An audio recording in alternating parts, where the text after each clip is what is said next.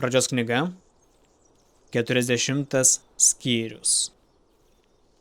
Po kurio laiko nusikalto Egipto karaliui jo vyno pilstytojas ir duonkepys. Faraonas supyko ant abiejų savo valdininkų, ant vyno pilstytojų viršininko ir duonkepių viršininko. Jis įsakė juos uždaryti sargybos viršininko kalėjime, kur kalėjo Juozapas. Sargybos viršininkas pavedė Juozapui juos prižiūrėti ir jiems patarnauti. Jie ten sėdėjo ilgesnį laiką. Egipto karalius, vyno pilstytojas ir duonkepys tą pačią naktį sapnavo sapną, ir kiekvienas sapnas turėjo savo reikšmę. Juozapas, įėjęs pas juos rytą, pastebėjo juos esant prislėgtus. Jis paklausė jų, kodėl šiandien jūsų veidai tokie paniurę. Jie atsakė, sapnavome sapną, bet nėra, kas jį išaiškintų. Juozapas jiems tarė, argi ne iš Dievo ateina išaiškinimas, papasakokite juos man. Tuomet vyno pilstytojų viršininkas papasakojo savo sapną Juozapui. Aš sapnavau, kad pasirodė vynmedis prieš mane.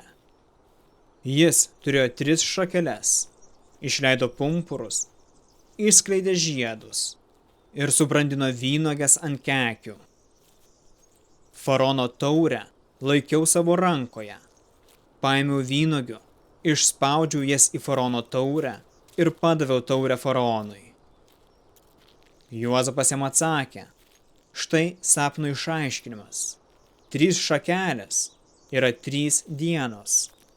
Po 3 dienų Faraonas sugrąžins tave tarnybon ir tu padavinėsi Faraonui taurę į jo ranką, kaip pirma darydavai, kai buvai jo vyno pilstytojas. Atsimink mane, kai tau bus gerai, ir pasigailėk manęs. Paminėk mane Faraonui ir padėk man išeiti iš šitų namų. Aš esu pavogtas iš Hebrajų krašto ir čia nesu nusikaltimo padaręs, už kurį mane laikytų kalėjime. Kepėjų viršininkas, girdėdamas, kad jis gerai išaiškino, tarė Juozapui, o aš, sapnuodamas, mačiau 3 pintines ant savo galvos.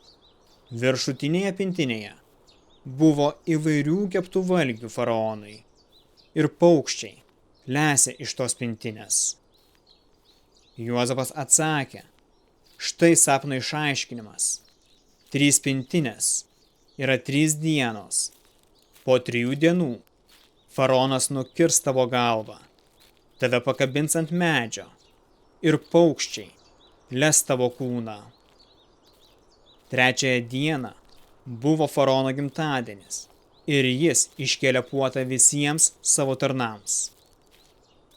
Jis atsiminė savo vyriausiąjį vyno pilstytoją ir vyriausiąjį duonkepį.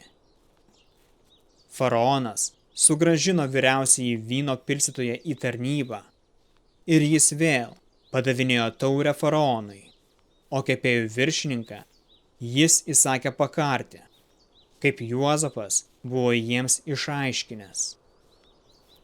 Tačiau vyno pilstytojų viršininkas neatsiminė Juozapo ir pamiršo jį.